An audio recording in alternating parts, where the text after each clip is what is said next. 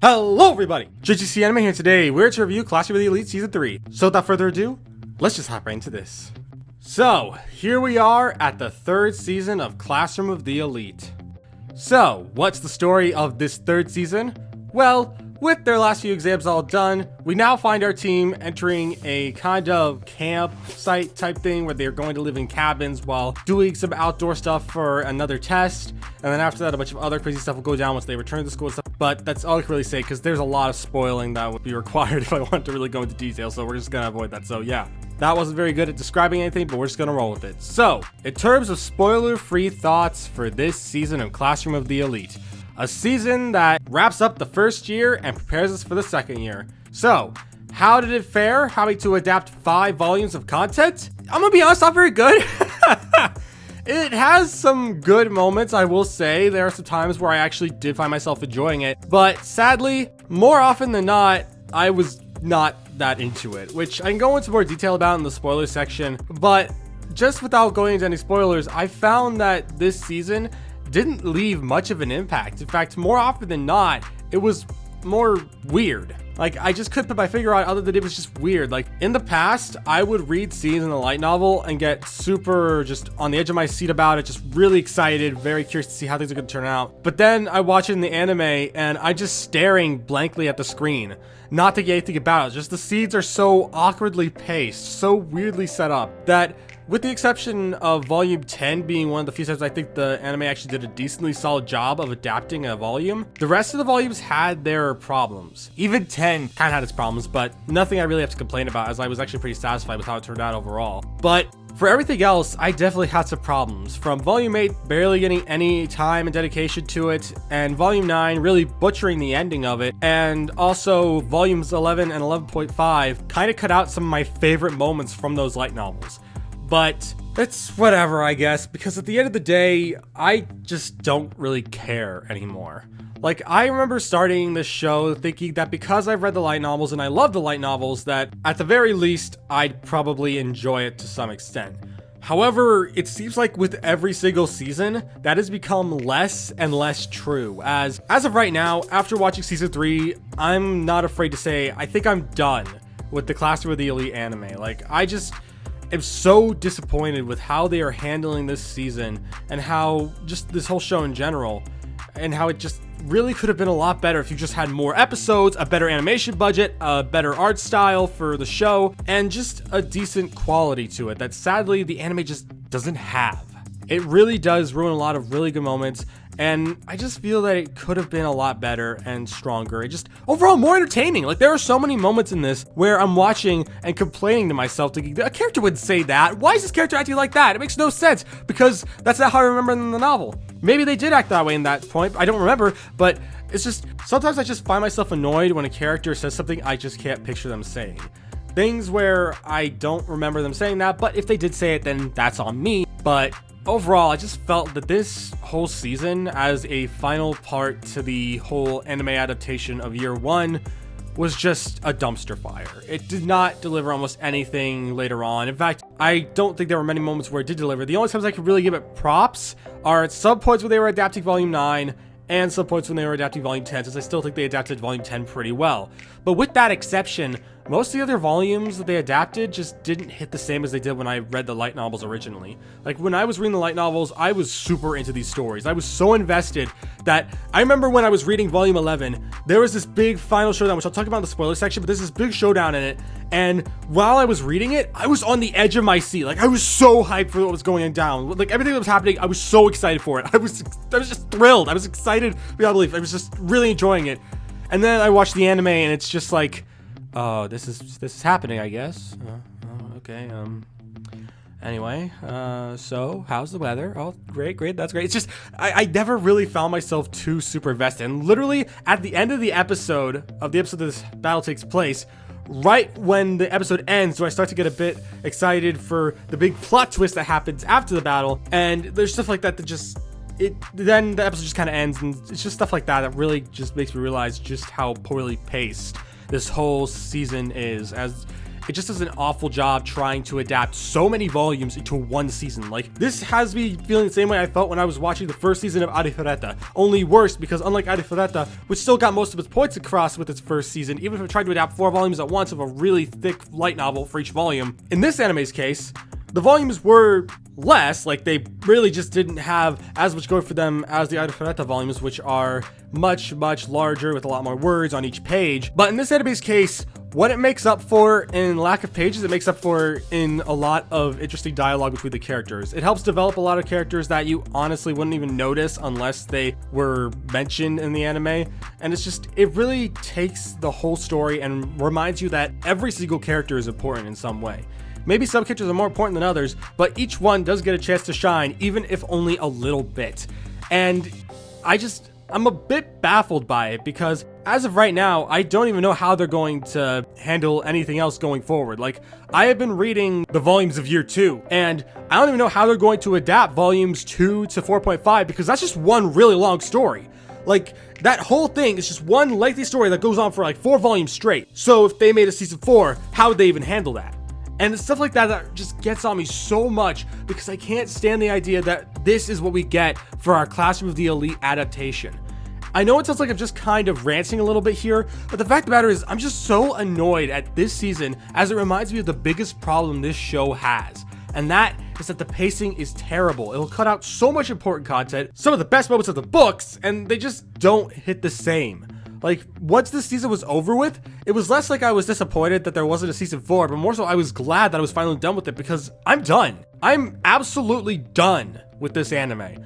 I'm tired of seeing one of my favorite books be butchered by this, and I'm just so disappointed. Like, this is one of the few times I've ever really watched a show after reading the light novels. Like, I have watched the anime before I read the light novels, but I didn't really think much of it then because I'd still been new to anime, so I didn't really think about it. But then, after reading the light novels and realizing just how good they actually were, going back and watching the first season of the anime, I thought that maybe it just wasn't that great. Like, I still think that season 1 is just kind of okay. It's the best season of the 3, but it's not that strong as it still has its problems with the whole Horikita obsession and stuff like that. However, it is the closest to handling itself in terms of pacing. Compare that to seasons 2 and 3, which are just going at rapid pace, and it's just disappointing to see, and it makes me really worried for what would happen if we did get a season 4. Because honestly, at this point, I don't want to watch that. Unless there's some brand new studio that wants to pick it up with some high quality animation, some high quality everything, more episodes, more everything, I can't see a season 4 working. It could not work. It would just be another dumpster fire, and I don't want to be there for that. I am done with this show. I don't want to watch it anymore, and season 3 has really shown that. And while I'm not really going into too much detail about the season itself because most of that has to be saved for the spoiler section, I just found myself hating a lot of things in this show. Some that are more the show's fault, and some things that are just kind of there. But yeah. Moving past that little rant of mine, I would like to talk about something that I guess I could talk about without spoiling, and it's actually a few things actually, and there's some likes and dislikes I have. First, there's a positive I'd like to talk about, the opening theme song. I am not afraid to admit that the opening theme songs for Classroom of the Elite, every single one of them, has been an absolute banger. I love the opening themes for these shows. The visuals themselves are fine, but the songs are always an absolute bop, and I gotta give credit to Zog, or whatever the name is for that, like ZAQ, for that. They did an awesome job with handling this music. The opening themes are always such bangers, and I really like them a lot. And yeah, in terms of other positives, I've already given praise to how they adapted Volume 10. I think they actually did a decently solid job overall with that one. I think they did an okayly decent job. Like, I definitely found that was one of the more well-adapted volumes, and I did find myself enjoying it to a pretty solid extent. I liked it. I thought it was fun. It's just a shame that a lot of the other storylines feel a lot more bare bones and just not as strong, but it's whatever. As for some negatives that I could talk about, I guess one would be the repetitive soundtrack. Like, I don't hate the soundtrack for Classroom of the Elite. In fact, I think it's a pretty solid soundtrack. But I notice whenever a serious or intense scene comes on, or a dramatic scene or stuff like that, it always has to play the same music over and over again. And by the end of the season, I was just sick of it because I've heard the same soundtrack so many times that I just think, why don't you add some new music? Like, there's so many other shows that will take soundtracks, sometimes remix them or change them around to add some new feels to it and make you feel like you're not listening to the exact same song a second time. But in this show's case, they just use the same soundtrack, and if they're not, then I can't really tell because it sure sounds the same. And it gets so repetitive that sometimes when some of those songs come on, I'm just like, oh, okay, now I can't take this scene seriously anymore. Like, it's just, it messes with my feel and vibe of the show so much that I just can't get super into it. But yeah. That's all I can really say without going into some more spoiler-esque stuff, so we're just going to the spoiler section now. Here's the timestamps with the spoilers, and if you have seen the show, I recommend sticking around here my thoughts, but if you haven't, just skip to the end until you get any spoilers. But yeah, if you haven't seen it, I recommend sticking around here my thoughts. So yeah, I'm going to count up to 5, and I'm going to enter the spoiler section. 5, 4, 3, 2, 1. Okay, so starting with the first 2 episodes, which cover the entirety of Volume 8. For my feelings on those, as I said in my multi-current review, they're not the best. I do think that the second episode handles itself a lot better than the first episode, but I just absolutely hated the first episode and how it handled the entire storyline, how it cut off a lot of really funny and also entertaining moments, just moments that really showed how much a threat Nagumo could be, or how there are chances of the T-Rex scene that I still think is one of the funniest scenes in the entire series, and it's a shame it got cut. But there's not really much else to say for that whole thing other than it just wasn't that strong. I didn't think it was that good, and I hated how much they cut simply to try to make things work out. And yeah, that's all I can really say about that, because there's not much else to say. It's so short, it's impossible to drag it out for very long. But anyways, moving on to the next thing, which is the next volume in the series, Volume 9. This is one I absolutely want to talk about. Something I really want to discuss. Since, in my opinion, they actually didn't do that bad of a job with it until the end. Like, everything up to near the end where Ichinose is talking with her classmates and telling them what she did with the shoplifting and stuff like that, that was all extremely strong. But then we get to the reveal of what Aya no Koji did. Basically, there is this point in the show where after Ichinose is being broken down for being called a thief and a criminal and stuff like that, she is at her absolute lowest point. And in that moment, Aya no Koji, our main guy, goes up to her room and kind of talks to her through a door, as he's kind of like a counselor to her to help her kind of collect herself and help herself improve, to confront her class and tell them about the truth and stuff like that. It helps Ichinose grow as a character and also helps form the bond between her and Aya no Koji, which is one of my favorite moments in the entire volume. It was so good, and it also did a really good job of showing off how Aya no Koji can be extremely sympathetic, and while it may all be just part of a plan of his, it is nice seeing this side of him, as I just thought it was really nice, and as I said, it was one of my favorite moments in the light novels. So to see it being so butchered in the anime when Aya no Koji just walks into her room, sits down, starts drinking something, and is just like, so yeah, I heard you did a crime. Want to cry about it? And then she just bursts into tears, and suddenly that activates the same connection. It blew my mind that that's the direction they went with. Like, it completely ruins the entire aspect of the growth and the connection that Ichinose has with Aya no Koji. Like, I love their connection in this series. I find the way that they're able to interact with each other and the slow growth of, emotions, just, it's all so nice. And the fact that that whole scene with the door was such an impactful moment, only to see it being so butchered in the anime, just got me so mad. I hated it so much because it was such a good moment, only to see it just turn into one big cry fest for like 30 seconds. It's just, that scene annoys me so much, and I still can't stand it even now. I just can't get past the fact that they decided to ruin one of the best moments in the entire story simply because they wanted to maybe make Aya no Koji look edgier, which is something that he has a massive problem with in this season, which I'll discuss more later. But it just really ruined what could have been super freaking good, and really shown just what kind of stuff Aya no Koji will go through, as it's not just like manipulating, but also trying to truly dive into someone's heart and help to get them through stuff. It's such a shame to see all this stuff be turned into just an edge fest, but it's whatever. Moving past that, the next thing I want to talk about is Volume 10 story, which, as I said, is one of the better adaptations in this story, which I still don't think it's the best thing ever. They definitely cut out a lot of things that help prepare other parts, like how early on Saki Yanagi tries to talk with Yamauchi, pretends to like him, and even states in the light novel saying, do you want me to sign this on paper that I'll give you our class's votes? And stuff like that, which really sets up the downfall for Yamauchi when he gets expelled. But in the anime, they cut it all out, so it just doesn't hit the same. It just doesn't feel as entertaining as it could have been. But even so, stuff like Yamauchi's freak out, where he just tries to grab the chair, the desk, or something, just try to throw it at Koenji, and Koenji just catches it like, huh? You think you can mess with me? Stuff like that was great. It's just, I definitely think that the way they handled that arc in particular, just that whole volume, was definitely the strongest point in the story, which it really is a shame that after that, we just have this really butchered moment when it comes to volume 11. Since we're just gonna move past volume 10 because I've already talked about that plenty already, and by that I mean I've just said how much I think it's decently good. But now I want to talk about volume 11. And volume 11 is just an absolute mess, man. It's just like, I was really curious to see how they would adapt this because I absolutely love this volume. It is one of my favorite volumes of year one, and I was so excited to see just what was going to happen, how they would handle it, because the whole point is that we finally get to see Ayano and Saki Yanagi go head to head in an all-out battle against each other, and the way they handle it all is just so choppy. Like, the way the whole test works is that Saki Yanagi and Ayano and Ishinose and the plot twist of Ryuen showing up there all have to be captains for their teams as they try to take down each other's classes through a series of different games. Now, the games themselves are already kind of a mess because every single time a game was selected in the anime, then we cut to the people playing the games, and unless it's like a written test or something where they're in a classroom, if they're in like a basketball court or something else, they're just surrounded by a black dome for some reason. I think it's because they didn't want to draw an entire room that they did that, but it just looks so weird.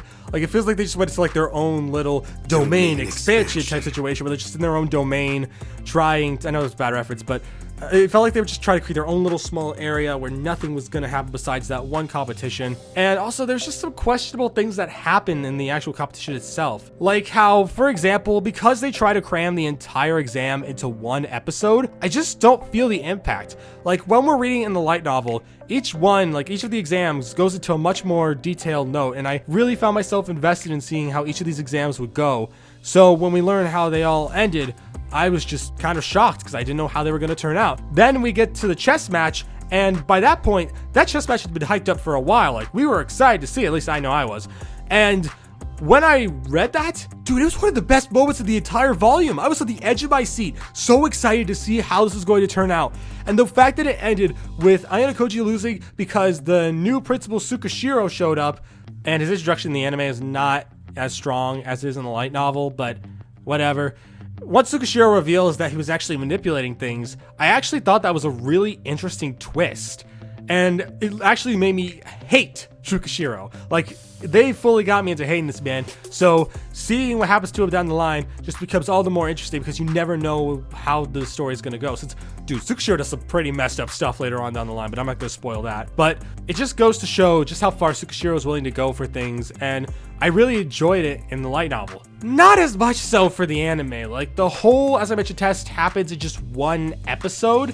And there are some questionable things that I just wondered what the heck they were doing when designing this anime. Like how during the final chess match, since we could just skip all the other stuff because the show doesn't seem to care much about those either. But during the chess match, in the original, it stated that they were wearing headphones that will issue commands to Horikita and Hashimoto that would tell them where they were supposed to go on the chessboard whenever Saki Yanagi or Ayano would step in. And the big twist is that while Ayano was trying to pull off a move, Tsukishiro ends up hacking into the headset and changes the move before it could transmit over. However, in the anime, instead of having the headsets, which I thought made more sense, instead they just have these random screens in front of them. They're just propped up by the desk, and that shows the move, and it's just making me wonder, why was that design change a thing? This might be a bit of a nitpick, but I just thought that was so just strange. I thought it was just a weird addition, and I didn't like it at all. I just thought it was just bizarre, and honestly, it looked weird. It looked so stupid. But that's probably just me. I just thought it looked really dumb. But moving past that, The anime also didn't leave much of an impact, with a few other moments, such as how after that, Sakinagi asks Ayano Koji to go with her to the library where they resume their chess game before it was interrupted by Tsukishiro, and it's discussed about how Ayano Koji would have actually won in the end because of all that, and they just kind of vaguely talk about it in the anime, where after the ending theme it cuts to Sakinagi saying, well, I lost, once they were in the library playing a game, stuff like that, but it just didn't hit the same. It just wasn't as good, and I just didn't enjoy it as much. It just wasn't strong. But moving past that, another thing I want to talk about is Hirata. Hirata in the light novels is a troubling character, as he definitely suffers from a lot of mental stress, which is only proven by the whole thing with Yamauchi getting expelled, but I don't really think it was handled as well in the anime as it was in the light novel. Like, it's still a decent scene, but instead of like in the light novel where Ayano Koji sits down next to Hirata and gives him the advice he needs and just the stuff he needs to hear to get back on his feet, where just like two friends just hanging out, it just looks like that. In the anime, Ayano Koji is standing over him and mocking him, and then the whole thing ends with Ayano Koji being like, this'll do, like, just as planned, and it's just like, huh? Ayano Koji at this point, I don't recall him saying something like that. I remember him being genuinely kind of sympathetic towards Hirata's situation and trying to guide him forward on a path to have him just get back into gear and move on to class. Like, I don't remember Ayano Koji doing such edgy kind of stuff.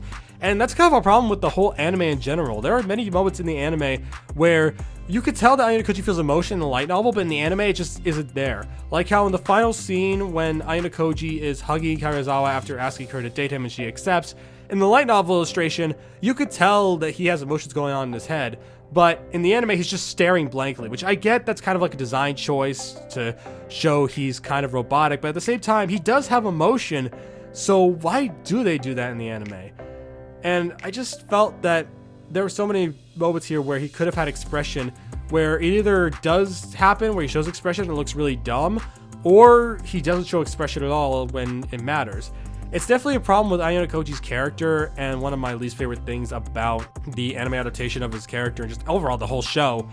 But it's whatever. Just, I felt like Hirata's whole thing with Ayano Koji wasn't as strong as it could be. It wasn't bad, but I also didn't think it was very good either. But moving past some of that, I'd finally like to move on to volume 11.5. A volume that, I'll be honest, is kind of one of the weaker volumes to me. It's still a good volume, but sometimes it'll drag out things with constant repetitive dialogue, where sometimes Ayano Koji will mention the same thing multiple times, and it got on my nerves. But the volume itself isn't too bad, and when the anime was adapting it into 2 episodes instead of 1, I was actually curious to see how they would handle it, and it was fine. It definitely didn't do everything good. I felt the Horikita thing just could have been a lot stronger, because literally in episode 12, we have Horikita say how she puts on a fake face and stuff like that, and then all of a sudden she's thanking that fake face, which in the light novels it kind of makes sense, but in the anime it's just like, wait, what? Huh? That's a weird dialogue choice, which is a problem that this whole thing has. Like, the whole problem of this season is that they'll constantly cut dialogue and thought process stuff, which makes even less sense, which we'll actually talk about something else that has the same problem with that for me later on. But at this point, it doesn't really make too much sense. So when she has to go and get her hair cut, which they don't even mention that she actually goes and have someone else go and cut it for her. Instead, it looks like she just cut it. But basically, in the anime, the haircut scene just doesn't feel as impactful as it does in the light novel, where in the light novel I thought it was kind of shocking but also really interesting. In the anime, it was just kind of there. Like, she walks up, or runs up, has her hair all cut down, standing before her brother who just graduated, which isn't treated as big of a deal as it was in the light novel. And the hug happens where he finally accepts who she is and is glad that she's kind of back to the way she was before she became obsessed with following the same path as him. And it's nice and all, it's not too bad, but I just didn't like it as much as I did the light novel, which I know it sounds like I'm just a real light novel biased person, but the fact of the matter is I just really enjoyed that scene. So seeing it kind of leave less impact on me, and actually I felt kind of bored while watching it at times, it just didn't hit the same. It just wasn't as strong, and I really wish that they could have hit it a lot harder out of the park, because it just had potential to be even better, but it is what it is. But moving past that, there is one scene in particular I want to talk about that I think is just absolutely abysmal in how they handle it, and that is the scene where Ayano Koji finally discusses the problems with Tsukishiro with Chabashira and Mashima, the 2 teachers of Class D and Class A. And during that whole segment, Saki Yanagi also kind of pops in because she wants to give her own 2 cents on the matter, where in the light novel, it's revealed that she actually wasn't even meant to be there, but she just kind of came in and let herself in anyway, which was fine. It worked because she actually helped Ayano Koji's case, but in the anime, it just doesn't make the same amount of sense. Like, why was this random group of people gathered here? Why were they all just trying to talk with Ayano Koji and stuff? It just didn't make the same amount of sense in the anime. And the fact that they didn't even keep it the conversation, which I think is one of the best parts of Volume 11.5. Like in Volume 11.5, we don't just have Ayano Koji say, thank you all for coming, here's the whole situation. In the anime, it just kind of cuts it all out, but in the light novel, they fully explain it. He goes into details about how Tsukishiro is messing with him, and Saki Yanagi also adds it, saying how it's all true, that Tsukishiro is trying to get Ayano Koji expelled, and it's a really interesting conversation and one of my favorite moments in the entire volume. So to see it all be cut down to its absolute bare bones minimum annoyed me so much. I hated it. I just despised it. I couldn't stand it. Just seeing these seeds butcher so much with so much cutting out that really ruins the immersion just frustrates me so much as a light novel reader. And this is probably just one of the few rare times it happens, since I have actually watched anime that I've seen from light novel adaptations that I've read that have been good, like Skeleton Knight in Another World. I don't think the light novels are super great, but I really did enjoy the anime adaptation of the first few volumes. But moving past that, I just was so disappointed with how they handled that scene. The fact that so many moments that are teased in the light novel are either cut or trimmed down. Like how one little scene that doesn't make as much sense without the cuts as a light novel is the conversation between the character Matsushita and Ayano Koji, where in the light novel, it's revealed that Matsushita has her own things that I won't really go into for spoilers for the anime fans, but there's some other stuff that we dive into with her character, as well as a first-person perspective thing, which is super interesting. So to see her in this position when trying to talk with Ayano Koji just didn't hit the same because we didn't get that first-person perspective we needed. Plus, unlike in the light novel where she was actually walking away from her friends and spotting Ayano Koji and then proceeding to follow him, unlike that, in the anime, she just kind of stumbles upon him, which is a bit weird. But it just doesn't hit the same with her character either. It's sad because I actually think her character is a more interesting one in the light novels, even though she hasn't had much time to shine yet. I would like to see her have the time to shine, but it's whatever. Just that part wasn't the best. The Tsukishiro talking with Ayano Koji about the next year having some White Room students was interesting, but not that deep, and I'm surprised that Matsushita is not questioning the fact that a student and a principal are having a conversation in a dark, eerie alleyway, but whatever. In the light novel, I'm pretty sure they just meet on the road and they just talk, but yeah, again, whatever. It is what it is, and I definitely think that there are some moments in here that could be stronger, but at the end of the day, it is what it is. I don't like this season. I think it's a mess at times, and while I do think that they nailed it a few times, and by a few times I mean mainly Volume 10, I think that's the only time they really nailed it at all, I felt like the way they handled almost everything else just wasn't that strong. Though I do have to say, the way they handled the Karuizawa and Ayano Koji deciding to start dating scene wasn't the worst. I still don't like how expressionless Ayano Koji was in that scene. He doesn't have to have like a lot of expression, but maybe just like his eyebrows changing slightly, like maybe moving down a bit or up a bit or something. I don't know, just something to maybe show a little more emotion. It just didn't really sit the same as it did in the light novel, but again, whatever. It is just a whole lot of whatevers because there's just not much else to say other than it just wasn't that good.